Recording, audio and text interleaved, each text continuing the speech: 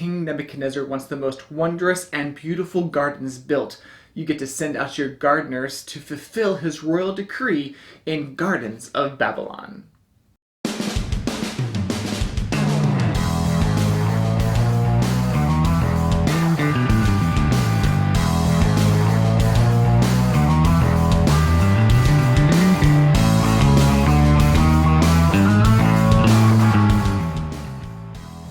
Welcome to Tantrum House Studio D. I'm Kevin Delp. Today we'll be looking at Gardens of Babylon from Cackleberry Games. It's a 2 to 4 player tile laying game. It takes about an hour to play and it'll be on Kickstarter this January. In the game, you'll be building gardens and moving your gardeners around those tiles, planting seeds along the way, and hopefully cascading those seeds down the waterfall, pushing out other players' seeds. Whoever has the most points at the end of the game wins. Let's look at the components. The prototype components include base tiles, pyramid tiles, scoring tiles, meeples, and seeds.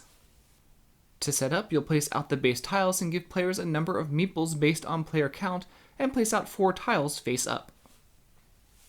On your turn, you pick a tile and then place a tile.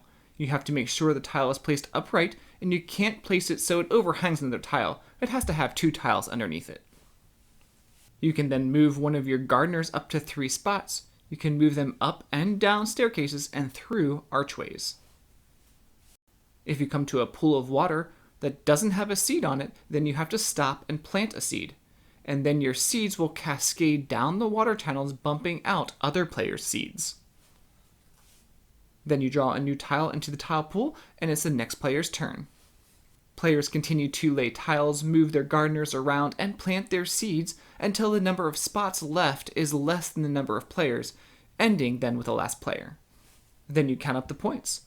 Seeds in row 1 get you 1 point, seeds in row 2 get 2, and so on. There are also flowers that give you points if you have a seed on that tile.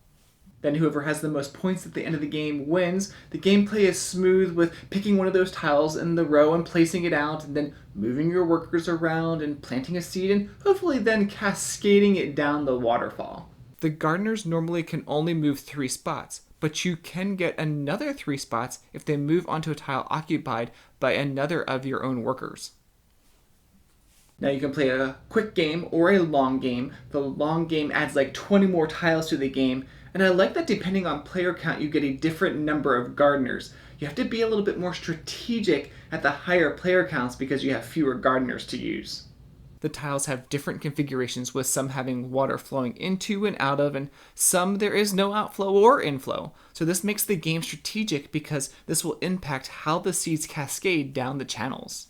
It is fun seeing your seeds cascade down the waterfall, but it's not so fun when they get bumped out when it's not your turn. It can sometimes be confusing what is up and down on the tile because of the 3-dimensionality of it, but all you have to remember is to look at the trees, and that will help you orient them properly. The pyramid looks cool when the game is all finished. If you enjoy tile laying games, or you like how these seeds cascade down the waterfall works, then check out Gardens of Babylon from Cackleberry Games on Kickstarter this January.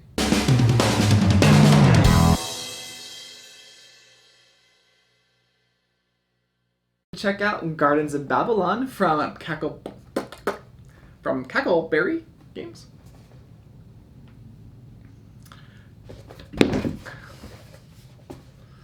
Trying to do my Rodney Smith impression there. All right.